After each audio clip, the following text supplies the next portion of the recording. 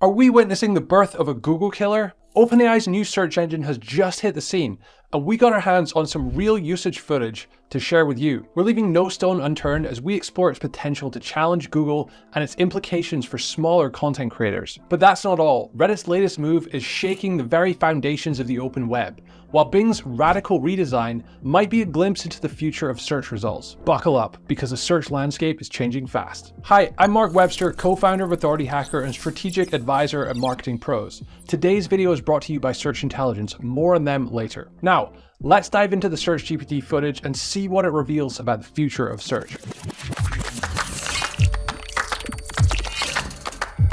Last week, OpenAI made waves with their announcement of SearchGPT. While the initial blog post left more questions than answers, we got our hands on some usage footage from one of the 10,000 lucky beta testers. Some of the biggest questions we had were, how does SearchGPT compare to Google's AI overviews and other AI search engines like Perplexity? Is this truly the future of search, or is OpenAI just trying to keep the hype train rolling? And more importantly, how accurate is it? Can they avoid those pesky hallucinations that have plagued other AI models? We'll answer all of those questions and more in this video. Based on the initial footage, we've got some unexpected takeaways to share.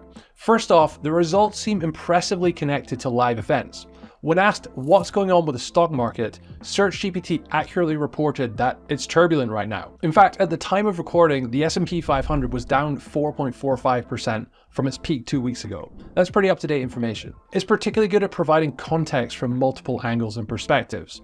For example, the response to a query asking about the current presidential election polling included detailed information from national polls, battleground state polls, support among major demographics, and even info on third-party candidates. It's kind of like getting 5 Google search results rolled into one comprehensive answer. This could be a massive time saver for searchers, and we could definitely see ourselves using this to prepare videos like this one. One area where SearchGPT falls short is in providing links to relevant websites. For a query like how many new books were released about AI topics over the last month, it only provided one link to a listicle from Publishers Weekly. You'd think someone searching for this may want to view product pages to potentially buy the books. But on the flip side, SearchGPT sometimes gives users direct call to actions, CTAs, to click through to a website. For a search about a specific portable stove, it finished the answer by sharing a link to the stove company's YouTube channel and encouraging the user to visit for more info. This is pretty interesting because while AI search will probably kill a lot of search traffic, it could also send very warm traffic to websites with such CTAs, potentially helping conversions stay decent even when there's a big traffic drop. Now let's address the elephant in the room, accuracy. There are some significant issues here. When asked about new AI books released over the last month, the headline said, new AI books released in June 2024, but the results didn't match up. Only one book was actually released in June 2024, with the others released in different months or not even out yet. We also caught SearchGPT giving the wrong answer about train times. It claimed the first train from La Garriga to Barcelona typically departs at 6 a.m., but our research shows it actually leaves at 5:56 a.m. or 6:26 a.m.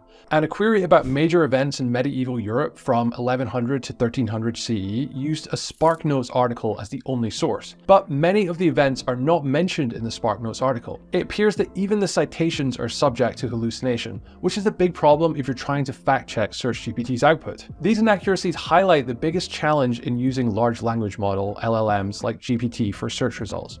They hallucinate information and present inaccuracies as definite fact. People expect search results to be a source of truth. If users start getting routinely incorrect answers to important queries that impact their lives negatively, like showing up late to a train station, they may lose trust in AI-generated search results entirely. So what's next for SearchGPT? Well, OpenAI has made it clear that this is just a basic prototype. We can likely expect improvements in the presentation and packaging of information. Compared to Perplexity, which does a great job combining images, text, and easy-to-read tables, SearchGPT feels a bit basic right now. A major question looming over this project is how OpenAI will monetize it. A recent report from tech publication The Information suggests OpenAI is burning through cash, potentially losing $5 billion this year, and could potentially be running out of money in just 12 months. Of course, they could run paid ads in AI search results, but it's hard to see how that doesn't seriously diminish the experience. Google and Bing have traditional blue link results that they can mix ads into, but SearchGPT doesn't have that luxury. If they go the Perplexity route with a paid subscription model, most people will likely stick to free search engines like Google and Bing,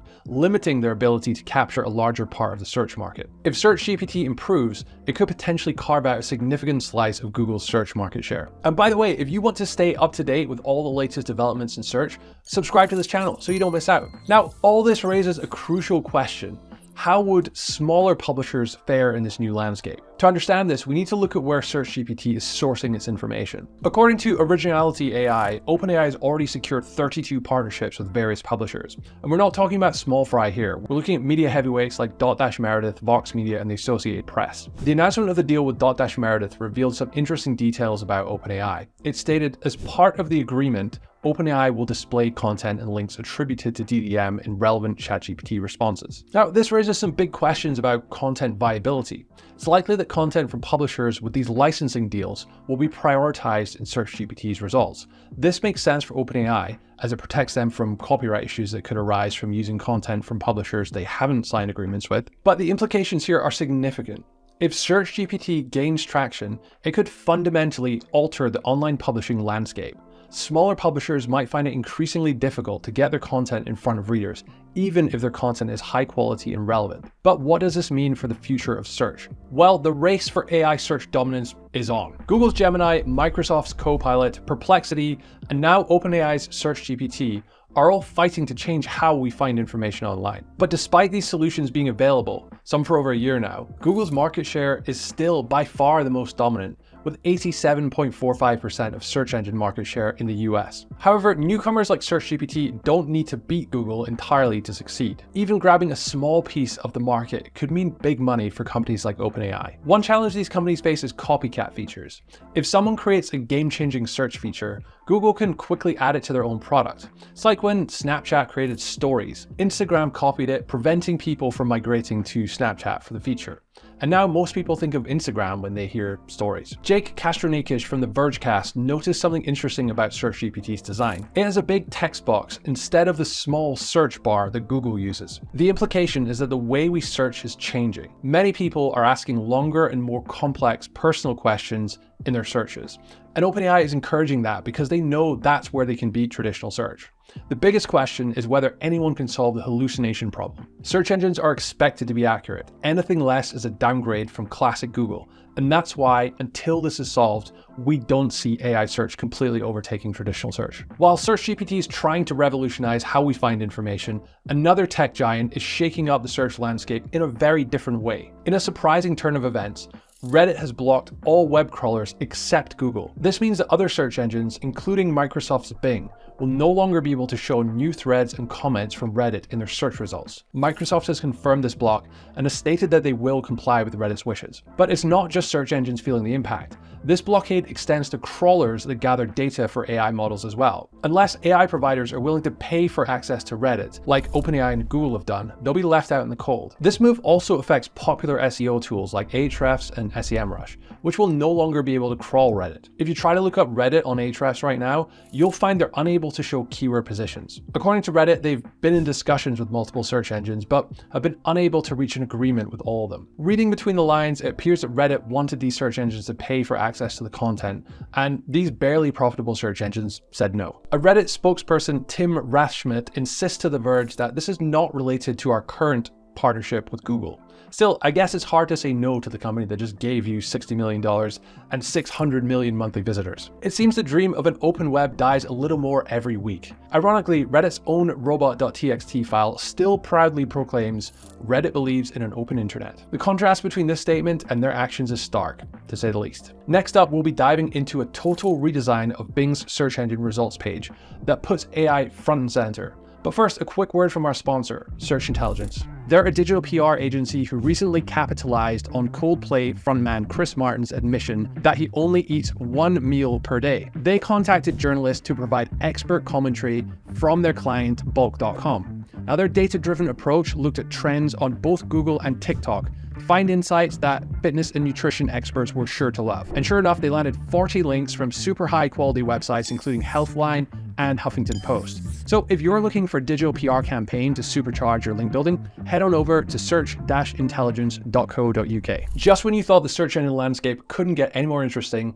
Bing has thrown its hat into the ring with a major redesign. Microsoft just announced a complete overhaul of their search engine, and if it wasn't clear to you yet, they're betting big on AI. The new Bing search experience puts AI-generated answers front and center, while traditional search results are pushed to the side. It's a bold move that transforms the search results page into something more akin to a blog post than what we're used to seeing. Let's break it down using Bing's own example. What is a spaghetti western? Instead of a list of blue links, you're greeted with a collection of AI-generated answers, followed by source lists. The generated sections include a main answer, a history and origins segment with a series of paragraphs, a best and most influential movies section featuring a handy table, and even a music and soundtracks portion with text descriptions and supporting visual content.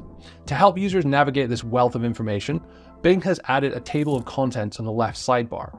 This allows you to jump quickly to different sections of the content, making it easier to find exactly what you're looking for. This redesign represents a significant shift in how search engines present information. By prioritizing AI-generated content, Bing is clearly trying to position itself as a one-stop shop for information, rather than just a gateway to other websites. And I must say, this is particularly disappointing given Microsoft CEO Satya Nadella's words at the release of Copilot in February 2023. We live and die by our ability to help publishers get their content to be seen by more people. Clearly, this is not a priority for Bing anymore. Now it's time for our debate of the week. We want to hear what you think. Do you think SearchGPT will gain traction as an alternative to Google, or will it just be a niche feature of ChatGPT that only nerds like you or I use? Let us know in the comments below. And if you like this video, you'll also enjoy this video.